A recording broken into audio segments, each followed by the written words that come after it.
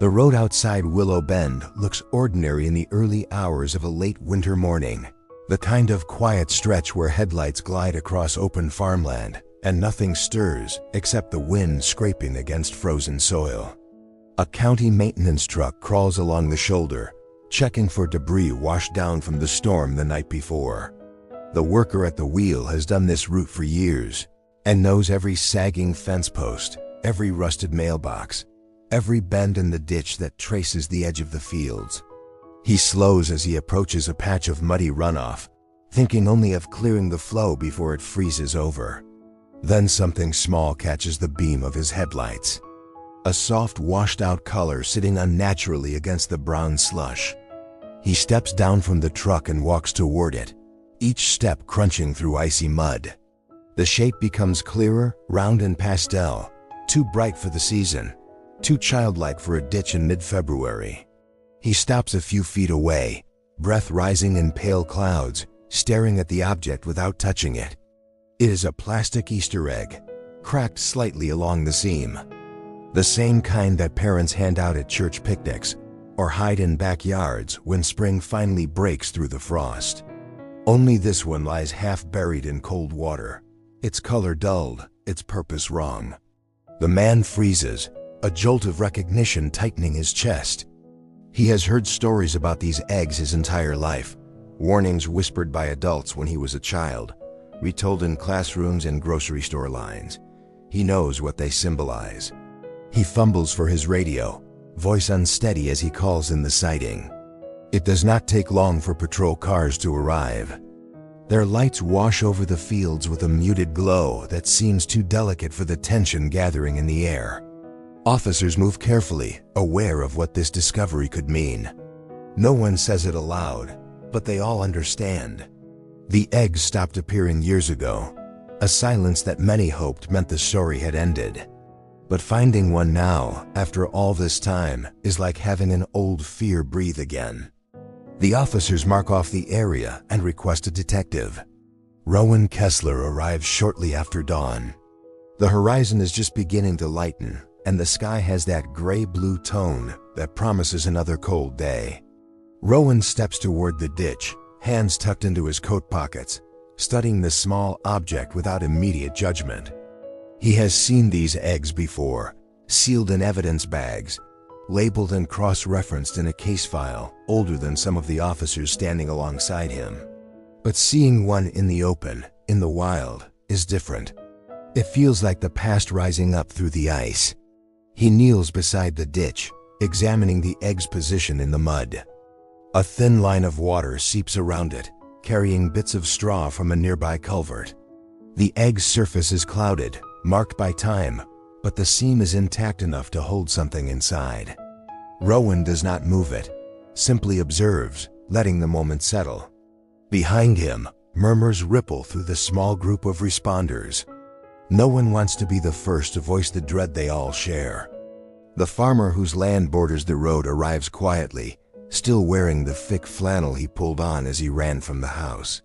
He watches from a distance, hat in hand. His face has that look Rowan has seen before, the mix of resignation and unease that comes when a community realizes an old wound might reopen. A few neighbors gather at the far end of their drives, leaning on fences, their expressions tight.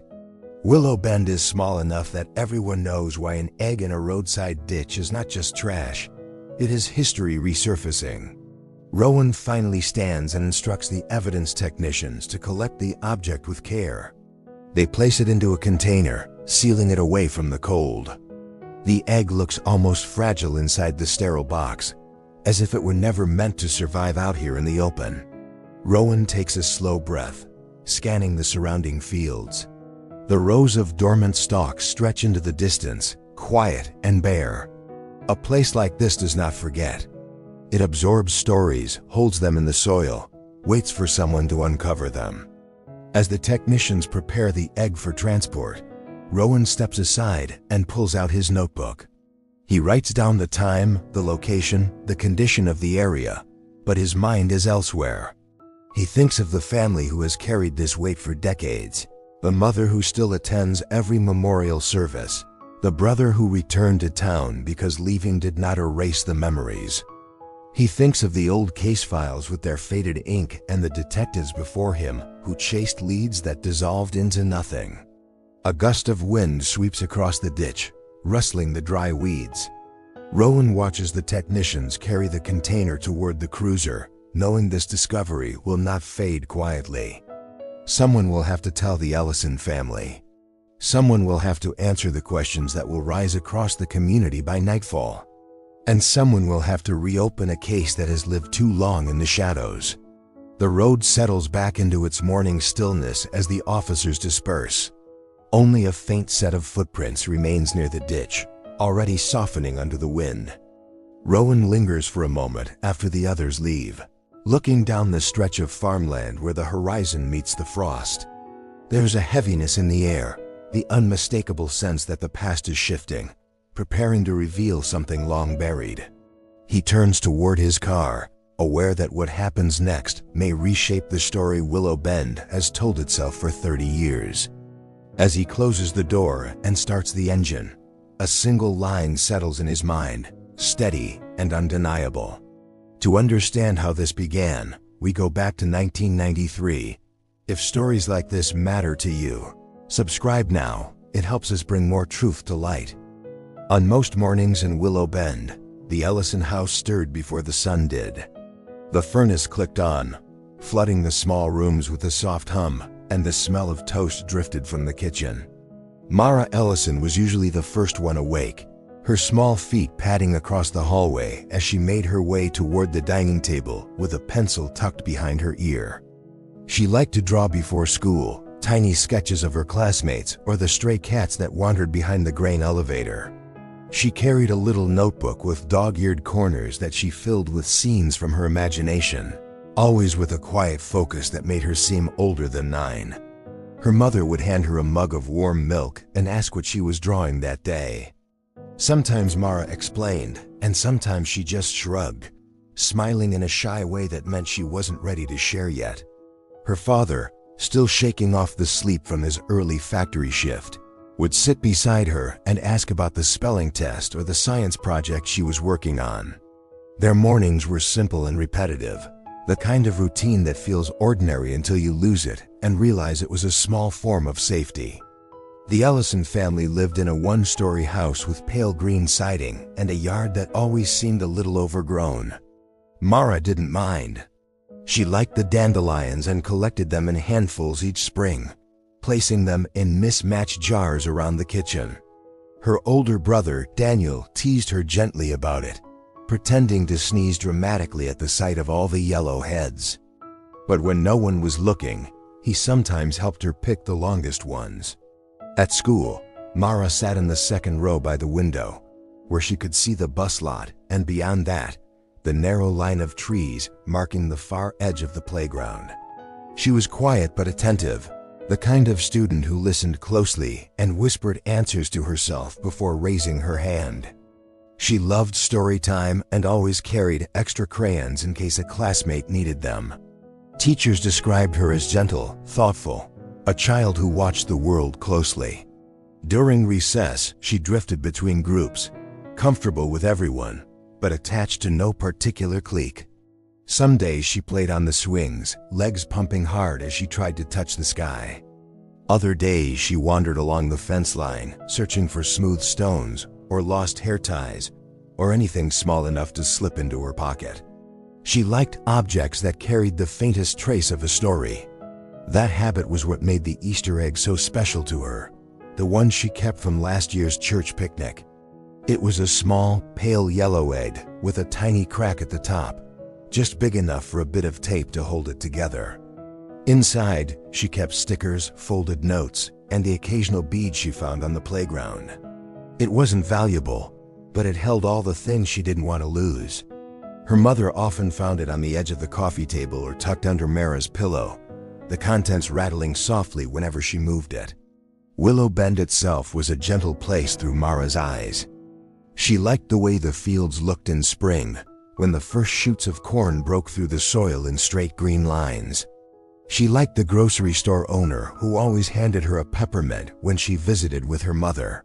She liked the church basement where the Easter hunt was held, the chalky smell of the folding chairs, the pastel decorations taped to the walls, and the way the older kids tried to act serious even while sneaking extra candy into their pockets.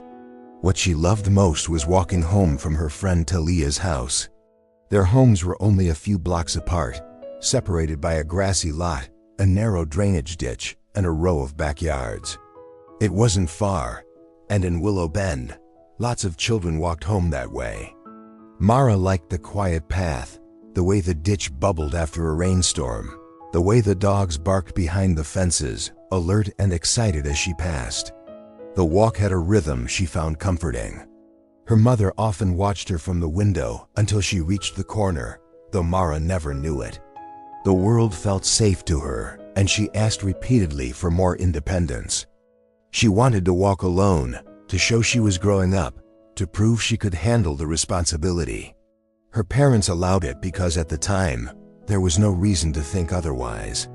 On the last afternoon before everything changed, Mara came home from school, humming a song she had learned in music class. She dropped her backpack on the floor, sat at the table, and pulled out her notebook. She sketched a small picture of herself and Talia on the swings, labeling the drawing with careful block letters. Her mother noticed she had added a little yellow egg at the bottom of the page, drawn next to a clump of dandelions. After dinner, Daniel asked if she wanted to help him look for frogs in the yard. Mara agreed, carrying her little egg with her as usual. They found nothing more than 2 sluggish earthworms and a broken toy left behind from last summer, but Mara laughed anyway, enjoying the time with her brother.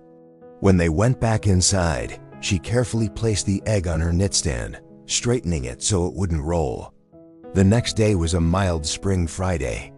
School passed uneventfully. Mara had a short math quiz, traded stickers with a friend, and ate most of her ham sandwich at lunch. When the final bell rang, she walked with Talia to her house, talking about the upcoming Easter activities and what colors they hoped to find in the egg hunt this year. For Mara, it was a cheerful conversation, punctuated by the bright feeling of a weekend just beginning. She stayed at Talia's house longer than usual. They played in the yard, traced shapes in the dirt with sticks, and tried to guess which neighbors would put up decorations first. When the sky began to dim and the yard lights flickered on, Mara realized she needed to head home. Talia's mother offered to walk her, but Mara shook her head politely. She knew the path well. It was just the usual walk through the lot and across the ditch, and she liked the idea of showing she could get home on her own. She promised to go straight there. Before she left, she reached into her jacket pocket and pressed her fingers against the little yellow egg she had brought with her, feeling the familiar rattle inside. She told Talia she would see her Monday at school, gave a small wave, and stepped into the cool evening air. The walk should have taken 5 minutes. It was the last time anyone saw her alive. On the evening of Mara Ellison's disappearance, Willow Bend settled into the kind of spring twilight that made the town feel suspended between seasons. The last traces of daylight faded behind the grain silos, while a thin breeze skimmed over the damp fields. It was the kind of night where porch lights flicked on one by one, scattering warm glows across the narrow streets. Families finished their dinners, televisions clicked on, and a quiet sense of routine washed over the town. The timeline of that night would later be reconstructed in careful detail by investigators. They charted clocks, witness recollections, and every fragment of observable routine. At 6:58 p.m., Talia's mother recalled calling out a reminder for Mara to head home before it grew dark. At 7:02, Mara stepped off the backyard patio, offering a last wave. At 7:05, she crossed the empty lot behind the Callahan property, moving toward the narrow drainage ditch that separated Talia's block from hers. The ditch was shallow, its banks muddy from recent rain, the grass along its sides flattened in places where children often walked. Multiple neighbors later reported seeing a small figure heading down that familiar route. None of them noticed anything unusual. A dog barked behind a chain-link fence. A lawn sprinkler clicked off in the distance. The air smelled of wet soil and early spring growth. Everything about the moment felt ordinary. Investigators estimated that Mara should have reached her own street by 7:10. Her route was short, straight, and predictable. When she didn't arrive by 7:20, her mother assumed she had stopped to look at something along the way, distracted by a stray cat or the shapes of frogs in the drainage water. By 7:30, worry crept in. At 7:45, her mother stepped outside, calling her daughter's name toward the stretching shadows. The quiet answer of the neighborhood told her something was wrong. What happened in the small gap between 7:05 and 7:10 remains unknown. No one living could describe the exact point where an ordinary walk became a missing person case. But investigators pieced together subtle signs. A patch of grass near the ditch showed an area where the blades were bent unnaturally, not in the way the local children usually trampled them. A faint impression in the mud suggested a brief interruption in Mara's usual path, as if she had turned or paused. There were no clear footprints or tire marks, just disturbed earth, soft enough to hint but too inconsistent to prove anything. The search began quickly. By 8:10, neighbors had gathered with flashlights and storm lanterns. The Ellison family joined them, voices tight with fear. People walked the ditches, the empty lots, the side yards, calling her name again and again. The noise traveled unevenly across the farmland, swallowed by the wide openness of the fields. A few teenagers checked the nearby playground. Others combed behind garages and tool sheds. The sheriff arrived before 9 p.m., asked for calm, and organized volunteers into a grid pattern. The search stretched deep into the night. It was the farmers who knew the land best who suggested checking the canal area farther out, where the drainage ditch fed into a wider irrigation system used for the crops in summer. The canal lay about a mile away farther than a child would ever wander on purpose. But the sheriff agreed, sending a subset of searchers along the bank with their lights trained on the dark water. Rain began drifting in around 11 p.m., soft at first, then steadier. The air grew colder, and people's breaths thickened in the dark. Most searchers refused to go home. Willow Bend was not a place where a missing child could be taken lightly. By midnight, the sheriff called for additional units from the county, and the canal area was swept again with more lights. It was near the far bend of the irrigation channel that one of the deputies stopped suddenly, lifting his hand to shield his light. In the rush of rain and wind, he thought he saw something pale near the reeds. He stepped closer, his shoes sucking into the mud. His voice broke as he radioed the sheriff, and within minutes officers converged on the location, their lights forming a trembling circle over the bank. The discovery was handled with solemn precision. The sheriff instructed volunteers to move back, forming a respectful perimeter in the dark. The rain had softened the ground, making the terrain difficult to navigate.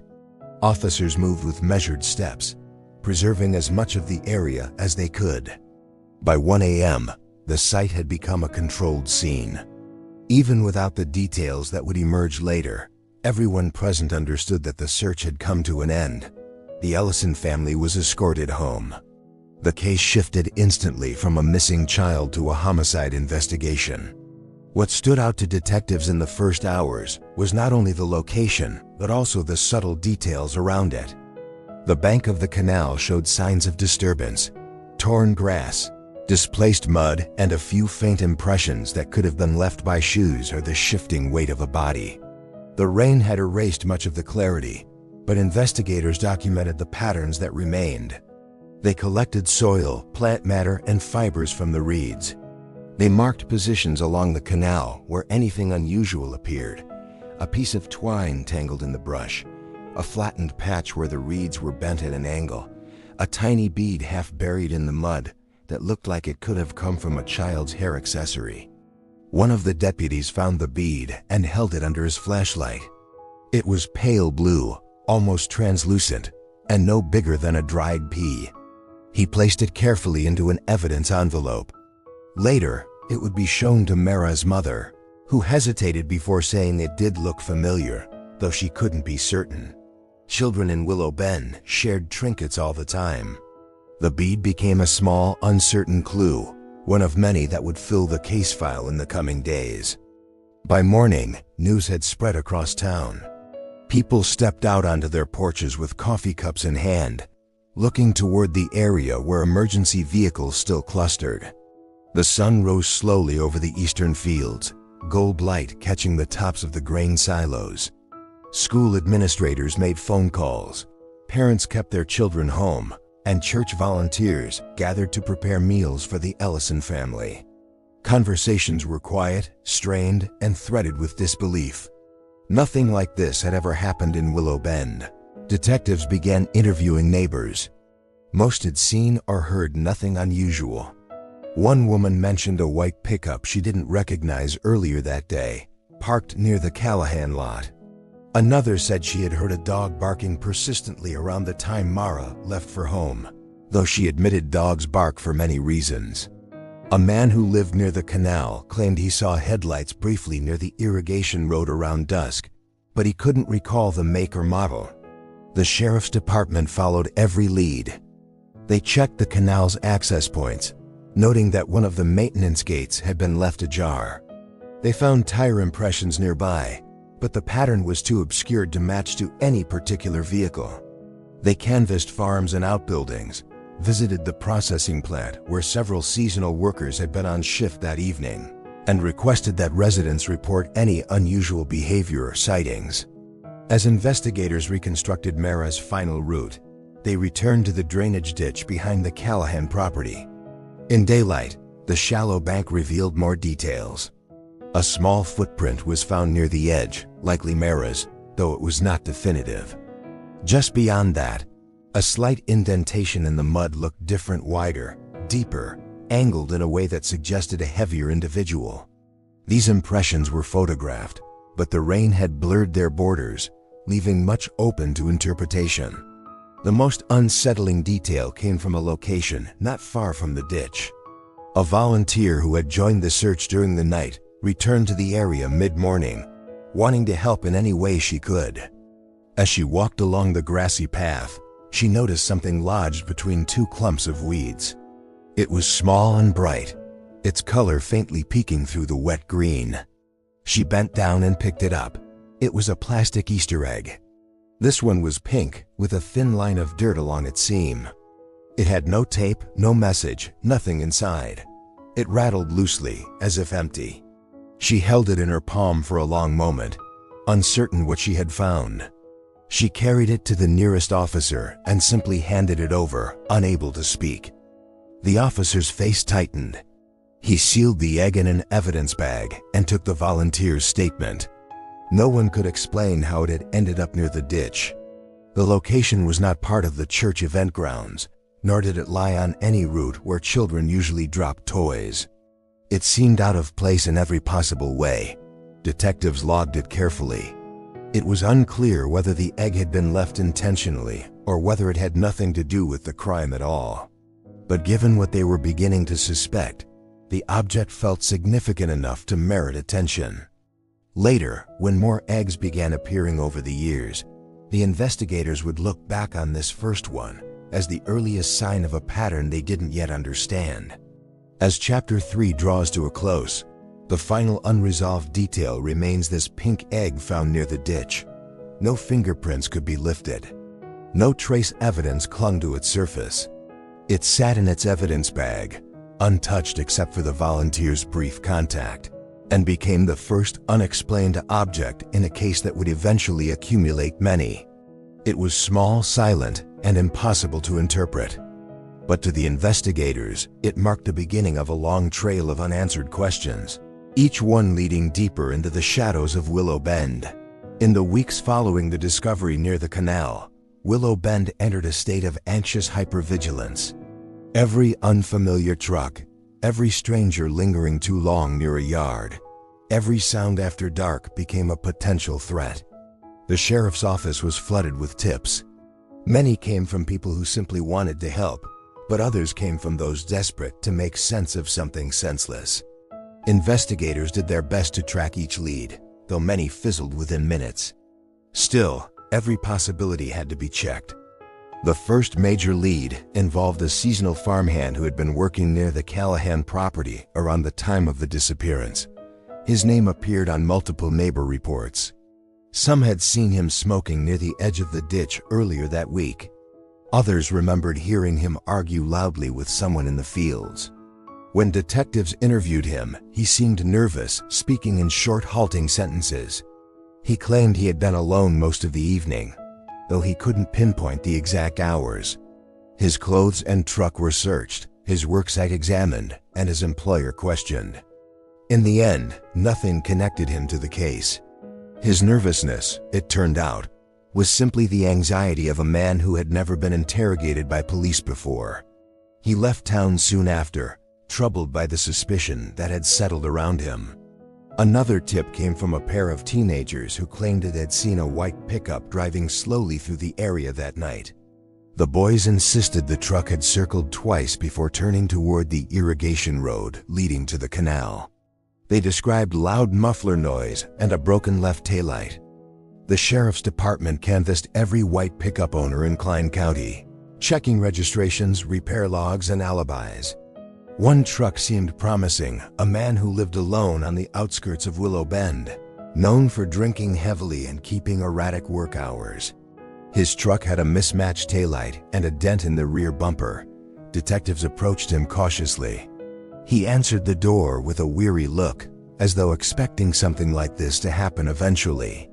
He allowed investigators to search his truck and home, insisting he had been working late that night.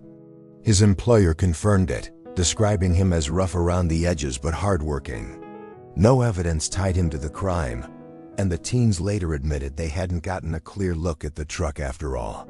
The man was cleared, though he carried the shadow of suspicion long after the detectives left. The next wrong lead came through a phone call from a neighboring county. A woman reported that her ex-husband had acted strangely around the time of the disappearance, leaving the house suddenly and returning hours later, muddy and withdrawn. She believed he had always been capable of something terrible. Detectives followed up, but discovered he had been involved in a minor accident on a rural road that night, and had spent the evening dealing with a tow truck and paperwork. Though the timeline matched the woman's suspicions, nothing else did. That case file closed with a narrow red line and a sense of disappointment that had begun to feel familiar. Meanwhile, the Ellison family tried to navigate their new reality. Mara's mother, Ellen, held herself together in public, but unraveled behind closed doors. She spent hours sitting at the kitchen table, staring at the drawings her daughter had left behind. Her husband attempted to return to work at the factory, but every day felt wrong, every machine too loud, every break room conversation an echo of people trying not to mention his daughter. Daniel withdrew from his friends, spending long stretches of time wandering the fields behind their home, kicking at stones, refusing to talk about anything that mattered. Detectives visited the Ellison house frequently in those first months. They updated the family on every new lead, every new possibility, every test being run. Ellen would ask the same question each time. "Are you closer to finding who did this?" The detectives answered as gently as they could, truth bound by uncertainty.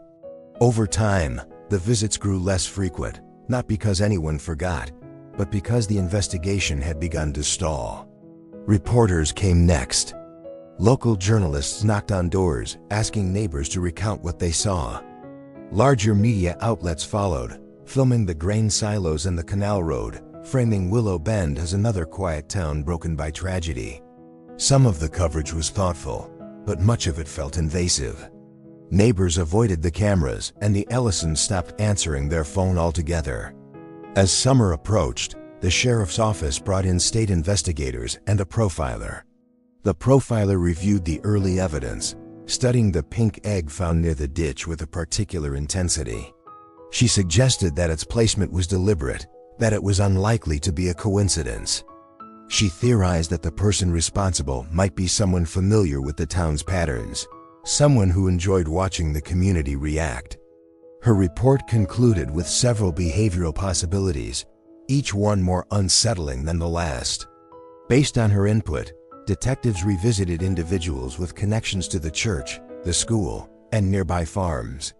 One volunteer coach, who had been friendly with many local children, seemed worth re-examining. His demeanor during questioning was calm but deflective. He insisted he knew nothing and seemed offended by the implication. A background check revealed no concerning history. The profiler later noted that his behavior did not align with her expectations of the perpetrator. He was dismissed quietly. A year passed, and the case grew colder. Evidence from the canal and ditch had produced nothing conclusive.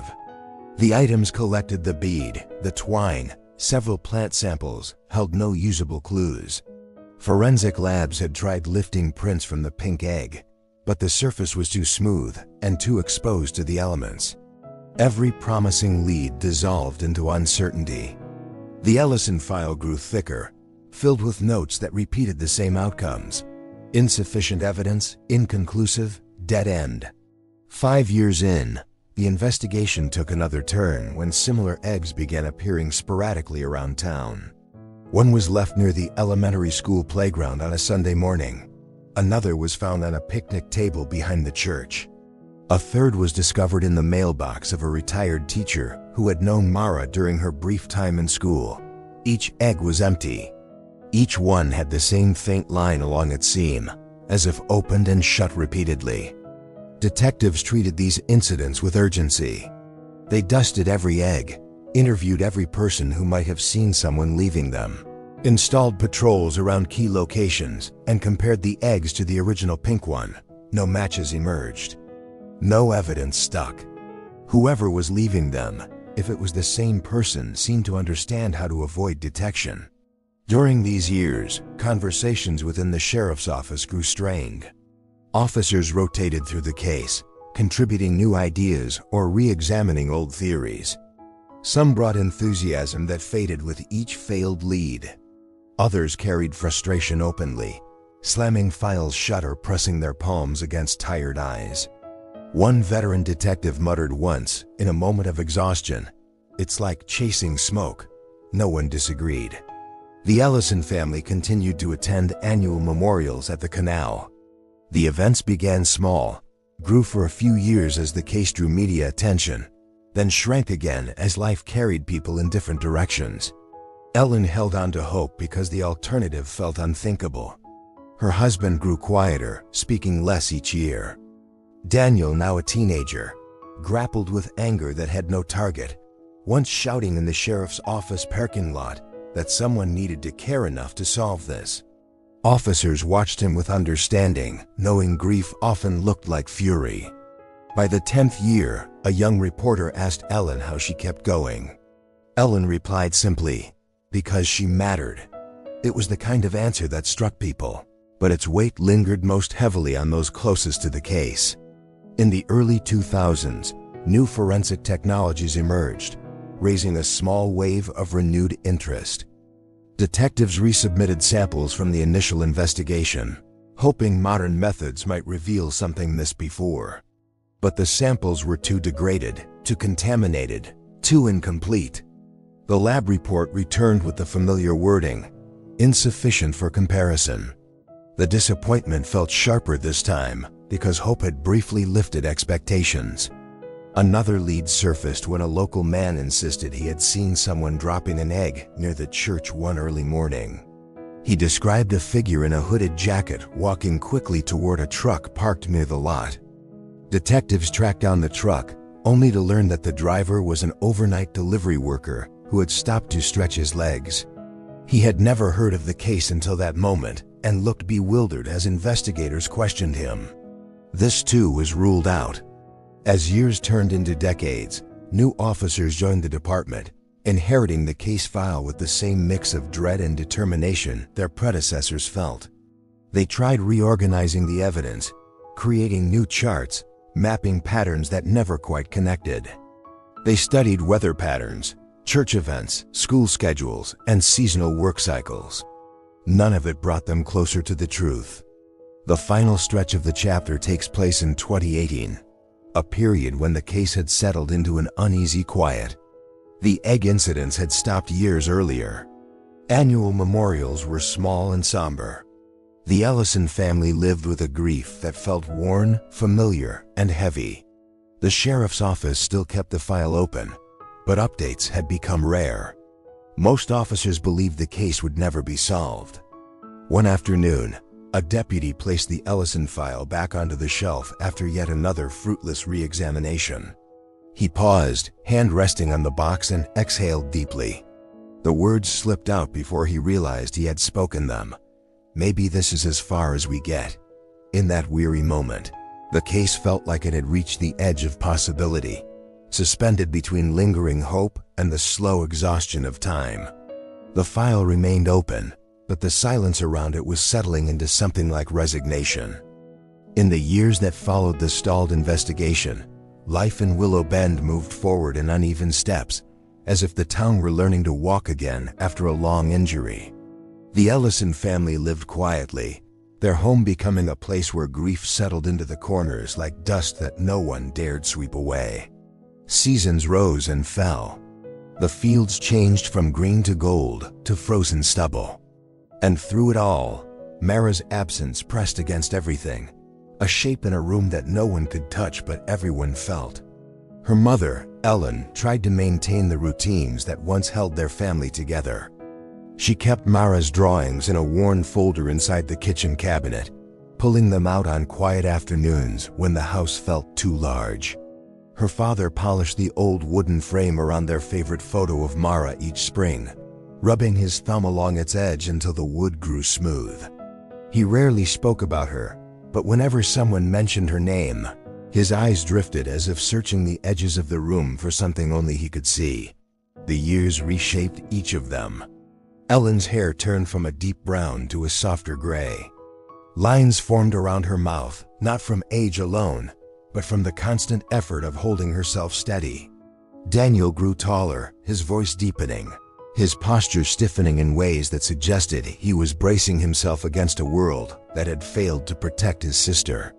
He carried the weight of being the surviving child, a responsibility no teenager should bear. Birthdays became quiet rituals. Each April, they placed a candle beside Mara's photo, letting it burn until the wick curled into itself. Some years they baked her favorite lemon cake, though none of them ate more than a few bites. Other years they simply sat together in silence, remembering her laughter, her small handwriting, the way she twisted a pencil between her fingers when she was thinking hard about something. Time also reshaped the town around them. Storefronts changed hands. Children who had once known Mara grew up, moved away, and built their own lives. New families moved in, unaware of the history beneath the surface. Yet the old stories persisted, passed down in thin strands during church gatherings or whispered conversations among adults who still locked their doors more carefully than they did before 1993. Willow Bend became a place where memory and silence lived side by side. A few years after the case went cold, the local newspaper asked Ellen if she would speak for an anniversary piece. She agreed reluctantly, sitting across from a young reporter who looked barely older than Mara had been. He asked gentle questions, trying to understand what kept her going. She answered with quiet honesty. "I don't want her story to disappear," she said. "If I stop talking about her, who will remember her?" The article featured a photo of Ellen holding one of Mara's notebooks, its edges soft from years of being handled. The town read it, some with tears, some with a renewed sense of purpose. For a few weeks the case stirred again. People talked about new theories, new suspects, new reasons to believe answers might still be possible. But as with every cycle before, it faded. The weight of time won out. When Daniel reached adulthood, he left Willow Bend for a while, taking a job at a small auto shop 2 towns over. He lived in a modest apartment, its walls bare except for the single photo he brought with him, the one of him and Mara sitting in the backyard, their faces streaked with popsicle juice, grinning widely. But even in a new place, the absence traveled with him.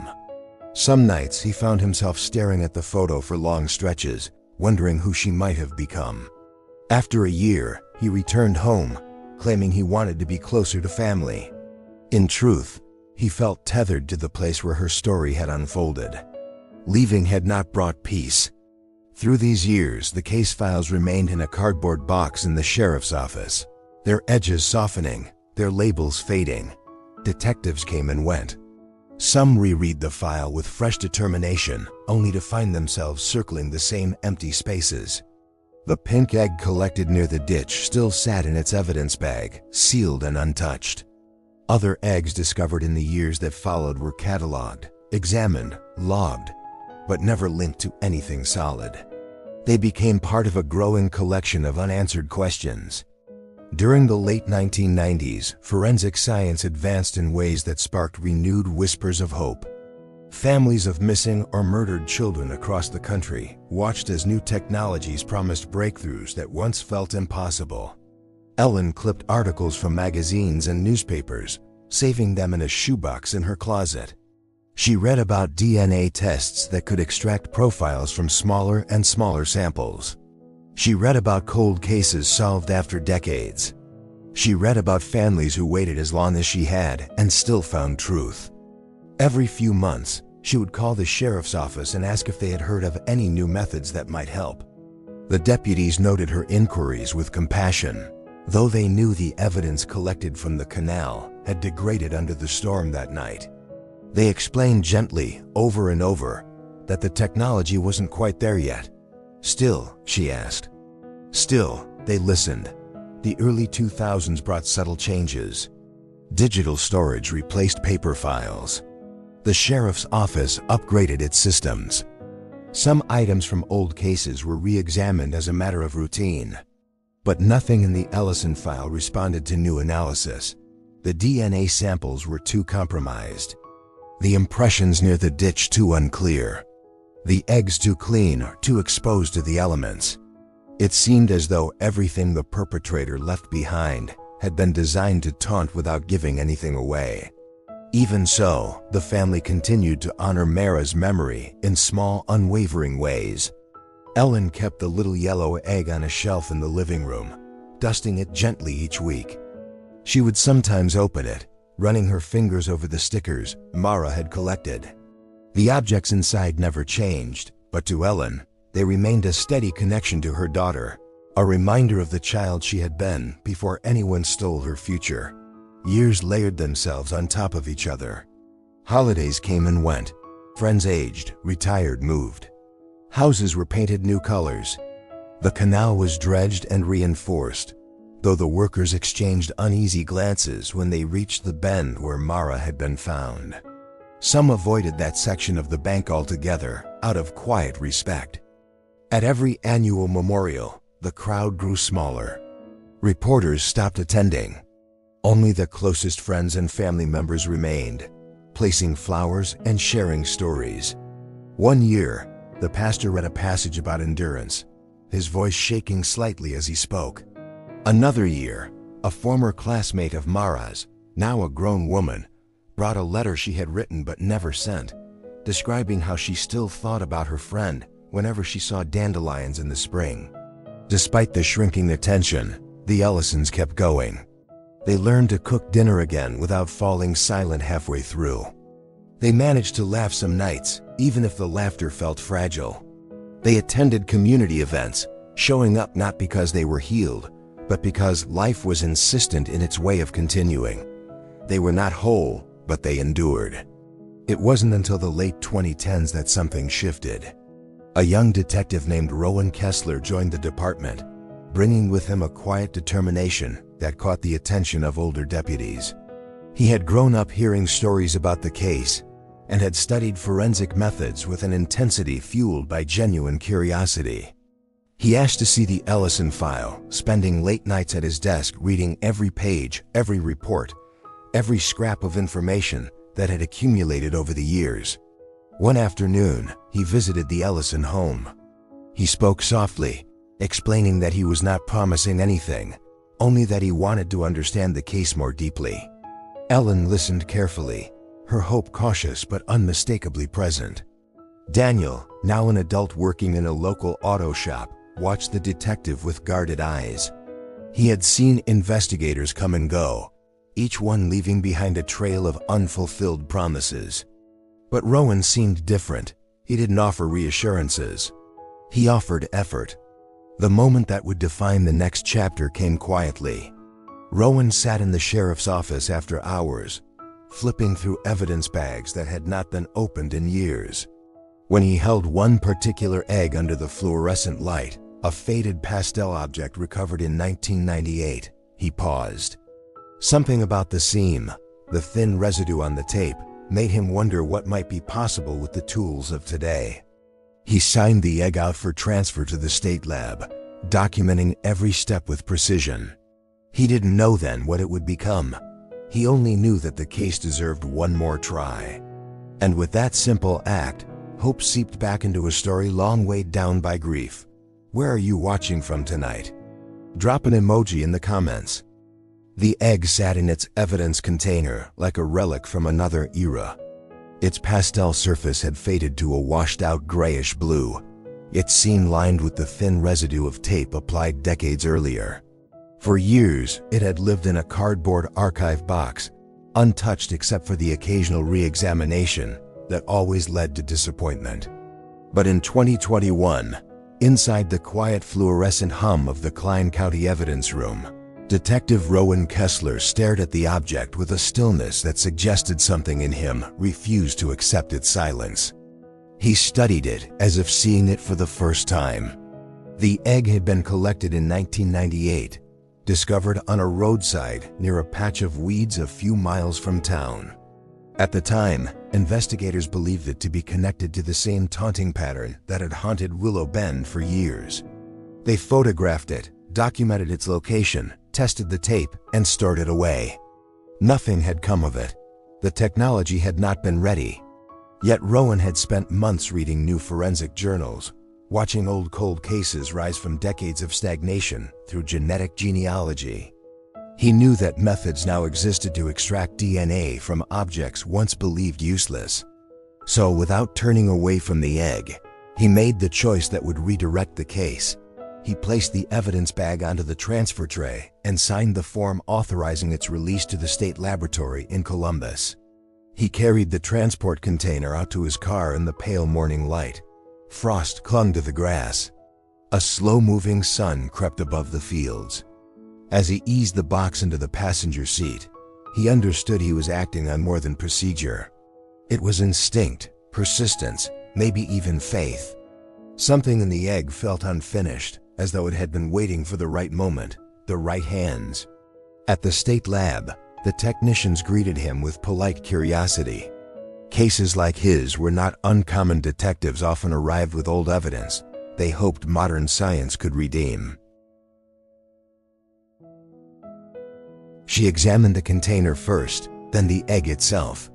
The tape residue along the seam caught her eye. She leaned closer, noting the faint, irregular texture.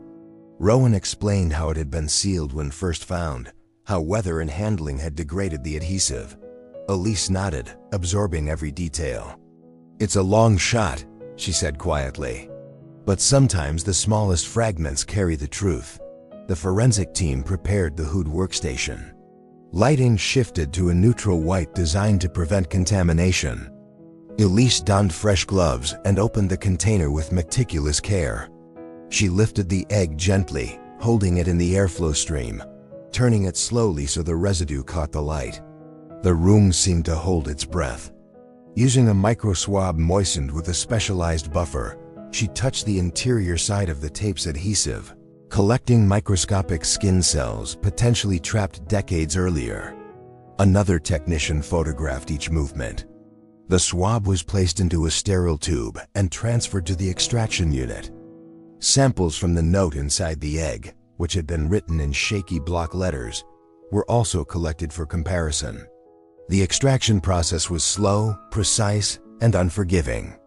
Technicians lysed the cells, separated DNA strands, and amplified the tiniest fragments with next-generation PCR methods that hadn't existed when the egg was first cataloged.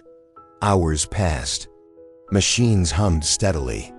Rowan waited in the observation lounge, sipping cold coffee and trying not to imagine disappointment. In the early evening, Elise entered the room carrying a printout. Her expression was not triumphant, but focused. "We got something," she said. "It's partial, but it's viable." Rowan took the paper carefully. The sequence rows meant little to him in their raw form, but he didn't need to understand the technical details. There was enough DNA to compare. Enough to move forward. Because it was too incomplete for a direct law enforcement match, the sample was transferred to the Genealogical Research Division. There, a quiet analyst named Marlon Cho uploaded the file into specialized software used for tracking familial connections across publicly available ancestry databases. The first matches were distant fourth and fifth cousins spread across Ohio and Indiana. Not enough to point to a suspect, but more than enough to begin weaving the branches of a family tree. Over the next week, Marlon built diagram after diagram, tracing common ancestors, cross-referencing birth records, property deeds, church archives, and all the subtle footnotes of rural life. He identified two major family clusters connected through a marriage in the early 1900s. From those two clusters came dozens of descendants, most living within a tight radius around Willow Bend. Rowan watched as Marlon narrowed the field, generation by generation, mapping relationships that had been invisible for years. It was a slow, methodical undertaking, nothing dramatic, nothing like the moments portrayed on television, but it felt like the gears of an old clock beginning to turn again. The final narrowing came through a cross-check of age, location, and probability. Two names emerged, Thomas and Andrew Lyle, brothers raised on a small farm a few miles from the canal. Rowan read their files with growing concentration. Andrew, the older brother, had been briefly questioned in the late 90s, but was dismissed due to inconsistent evidence and lack of anything concrete. He had died in 2009. Thomas, on the other hand, had stayed in the county his entire life. He worked seasonal shifts at a grain processing plant, lived in a modest farmhouse, and maintained a quiet, unremarkable existence. He had no criminal history, no obvious instability, nothing that would raise suspicion except proximity and genealogy. The lab's final report arrived 3 days later. It explained that certain SNP markers present in the partial profile could only align with one brother. Andrew's biological indicators were excluded.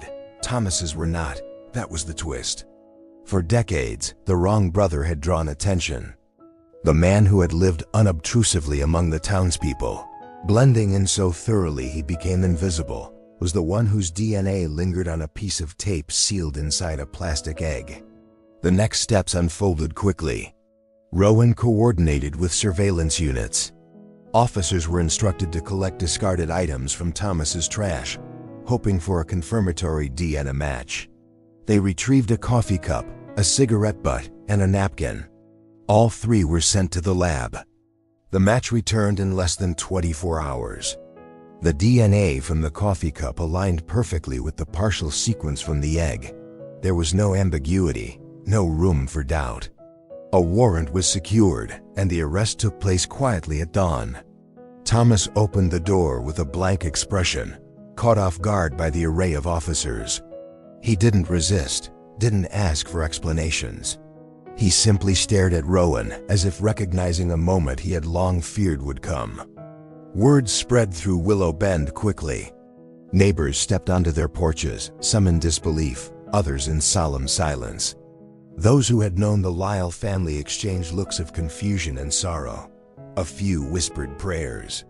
Others closed their doors, overwhelmed. Rowan's next task was the hardest. He drove to the Ellison home in the late afternoon. The light through the windows was warm, soft, almost golden. Ellen answered the door with her hands folded against her chest, as though bracing herself. When Rowan spoke, her expression shifted slowly. First confusion, then shock, then a subtle, fragile release, like someone exhaling after holding their breath for 30 years. She didn't cry immediately.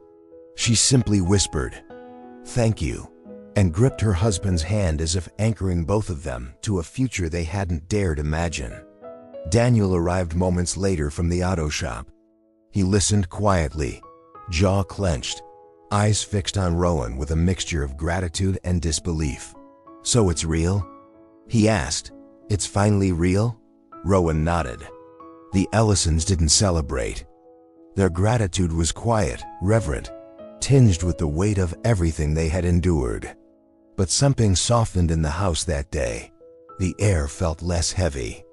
The photographs on the wall seemed less like reminders and more like reclaimings of memory. A story that had been frozen in time began to move again. Not toward closure, not yet, but toward truth. Hit the like button if you believe justice always finds its way. Thomas Lyle stood in the doorway of his farmhouse as the morning light crawled across the gravel.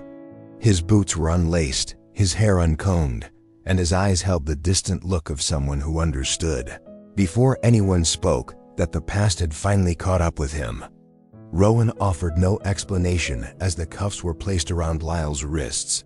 There was no struggle. Only a thin, resigned quiet, as if the man had been living for years with the knowledge that one day a patrol car would arrive at dawn. The officers escorted him across the yard. The wind carried the smell of thawing earth from the fields, and a lone crow watched from a fence post. Lyle ducked slightly to step into the backseat of the cruiser, his expression unreadable. The farmhouse door swung closed behind them with a muted thud, as though sealing up the last place he had ever been able to hide. News of the arrest spread quickly through Willow Bend. Residents lingered on sidewalks, exchanging hushed remarks, trying to understand how someone who had lived among them for decades could harbor such a secret. Some remembered Lyle as the quiet man who bought coffee at the gas station each morning. Others recalled brief encounters, a nod at the grain supply store, a wave on the county road. Very few could describe anything meaningful about him. His ordinariness became its own kind of revelation. At the sheriff's office, Rowan watched Lyle sit alone in the interrogation room, hands folded on the table, eyes fixed on nothing in particular. Questions were asked, and answers came in clipped phrases. He denied involvement at first, then fell into long stretches of silence. When confronted with the DNA evidence and its genealogical certainty, a faint tremor passed through him. His shoulders sagged. He pressed his fingertips together, as though searching for words, but no confession came. Only the acknowledgement that he had nothing left to say. Prosecutors moved quickly. The series of eggs found over the years established a behavioral pattern. The DNA sealed the link. The timeline placed him within walking distance of every critical location. Witness accounts, though scattered, suggested a person matching his stature near the canal road that night. In legal terms, it was enough. The courthouse in Klein County was a modest brick building with tall windows and a wide staircase that had seen thousands of footsteps over the decades. On the day of arraignment, the steps were lined with people who felt they needed to witness the moment, even if they didn't step inside. Some held their hands together in front of their chests. Others looked away, ashamed of their curiosity. A few wore expressions of quiet anger, a sentiment long buried beneath the surface of town life.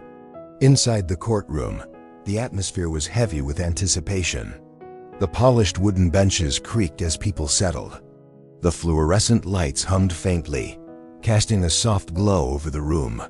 Families of former students, neighbors, retired teachers, and people who barely knew Mara all sat together, as though united by a shared history they hadn't chosen. When Lyle was escorted in, a ripple passed through the crowd. He walked with slow, measured steps. His expression remained blank, neither apologetic nor defiant. The judge read the charges, his voice steady and deliberate. Lyle answered in a monotone, barely lifting his eyes from the table. The preliminary hearings stretched into weeks. Experts explained the DNA extraction process with careful clarity. Genealogists walked the jury through charts detailing connections between family lines. Investigators described the decades of searching, the repeated dead ends, the eggs that appeared mysteriously and vanished into the evidence storage. Each detail accumulated like sediment, forming a story that could not be ignored. The courtroom heard from Rowan, who recounted the moment he saw the egg in the evidence room and the instinct that pushed him to try again. His voice was calm, but a quiet intensity underlined each word. The jurors watched him closely, sensing the weight he carried, not pride, but responsibility. When the Ellison family took the stand, the room held its breath. Ellen spoke softly, her hands clasped tightly in her lap. She described Mara's kindness, her drawings, the way she hummed when she was nervous. She explained how the house had changed after her daughter's death, how time moved strangely around the spaces she once filled. When she spoke about the years of waiting, her voice nearly faltered, but she steadied herself and continued. The courtroom remained silent. Daniel spoke next, standing straight with an expression that mixed grief with resolve. He talked about the anger he carried through his teenage years, how he left town searching for distance he never truly found, and how returning had been both painful and necessary. He looked directly at Lyle only once. Lyle blinked but did not look back. The defense attempted to cast doubt, suggesting contamination of evidence, questioning the reliability of genealogical inference, proposing that the DNA could have been transferred indirectly. But the prosecution's methodical presentation left little room for alternative interpretations. Every claim of uncertainty met an answer grounded in science. The trial lasted for weeks, each day adding new layers of testimony, evidence, and reflection. People in Willow Bend followed the proceedings closely. Some attended in person, their faces drawn with anticipation. Others listened to radio reports or read courthouse summaries in the local paper. The town, once fractured by fear, found itself held together by a shared desire for closure. On the day of the verdict, the courtroom was fuller than it had been since the trial began. The judge entered, the jury filed in, and everyone rose from their seats with a collective movement that seemed to draw the entire room tighter around the moment. The foreperson stood, holding a slip of paper with hands that trembled slightly. The verdict was read slowly, the words echoing through the space with deliberate weight. Guilty on all counts. A wave of reaction moved through the courtroom, not loud or triumphant, but filled with the quiet release of long-held tension. Ellen closed her eyes and pressed her fingers to her lips. Her husband set a hand gently on her shoulder. Daniel exhaled deeply, the years of pressure breaking just enough for air to move through him again.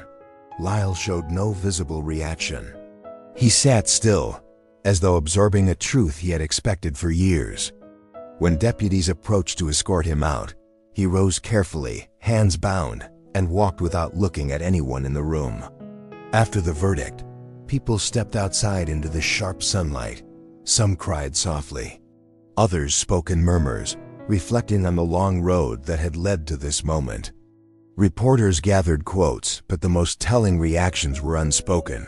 The way neighbors touched each other's shoulders, the way elders bowed their heads, the way the Ellisons stood close together, not triumphant, but grounded in a relief built from decades of endurance. Rowan walked out last. He stood at the top of the courthouse steps, surveying the crowd moving slowly across the square. He felt no victory, only a deep sense of responsibility fulfilled. He thought of the evidence room, the fated egg, the decision to push for one more test. He thought of the countless investigators who had carried the case before him, each contributing a piece to the puzzle. That evening, the Ellison family returned home.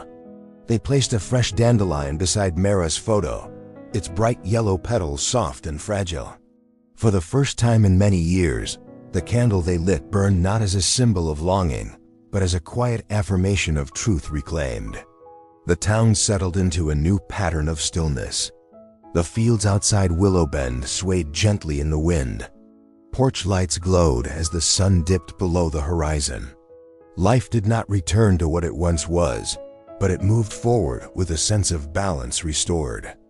Closure, in this case, was not a celebration. It was a quiet unwinding of tension, an acknowledgement of a debt finally answered. And for the Ellison family, it marked the beginning of a new chapter not defined by questions, but by the subtle peace of understanding at last. In the months after the trial, Willow Bend moved with a gentler rhythm. People still spoke of the case, but their voices carried a quieter tone, as though acknowledging that the story had finally reached a place where it no longer demanded fear. The Ellison home reflected that shift in small, almost imperceptible ways. The candle beside Mara's photo burned less out of longing and more out of remembrance. The rooms felt lighter, as if the air itself had been waiting for truth to settle before allowing peace to return. Ellen continued her traditions, but they no longer carried the weight of unanswered questions. She still tended the flowers in the yard, still opened Mara's drawings on soft afternoons, still dusted the little yellow egg with the care of someone handling a treasured heirloom. Yet now, when she touched it, she felt not the ache of loss, but the warmth of continuity. The egg had outlasted the years, silent but steady, a reminder of her daughter's joy rather than of the person who tried to use similar objects to frighten the community. Daniel found his own quiet healing. Some evenings he walked the old route between the Ellison house and Talia's, not to look for clues or chase ghosts, but to understand the landscape for what it truly was. A place where a childhood ended, yes, but also a place where he learned how deeply a community could hold itself together across decades. He had grown into a man during the years of waiting, and now, without realizing it at first, he grew into someone who could imagine a future not shaped entirely by loss. The town, too, carried its lessons. People who had once whispered in grocery store aisles now spoke openly about resilience, about how long a community could endure uncertainty without breaking. The church began holding an annual remembrance not of the crime, but of the children of Willow Bend, past and present, as a way of reclaiming the spaces once shadowed by fear. The canal received a small plaque placed discreetly near the bend. Its inscription focused not on tragedy, but on the importance of remembering and protecting the innocent. For Rowan, the breakthrough changed more than his caseload. It reshaped his understanding of persistence. He often found himself in the evidence room, long after others had gone home, thinking about the thin line between silence and revelation.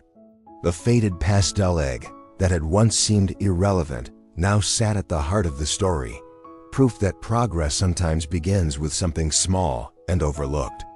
Whenever he felt overwhelmed by other cases, he would recall the moment the lab confirmed the DNA, and how a decades-old clue finally unlocked a truth everyone thought had been lost to time. If the community learned anything, it was that justice does not move at the pace of anger or grief. It moves in its own time, slow but relentless, pulling threads forward until they form a shape no one can deny. Some wounds never fully close, but they soften. They transform. And in that transformation, people find the strength to keep going.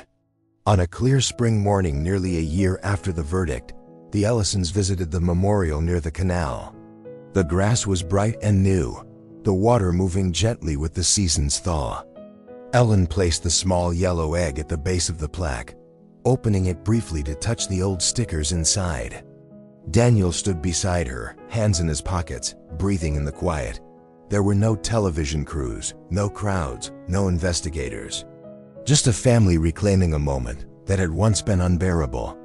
The wind carried the scent of fresh soil across the fields, and for the first time in a long while, that scent felt like renewal rather than reminder. The story of Willow Bend had not been erased, but it no longer defined them. It had become a chapter closed, a lesson held, a truth finally spoken. Which case should we tell next? Leave your suggestion below.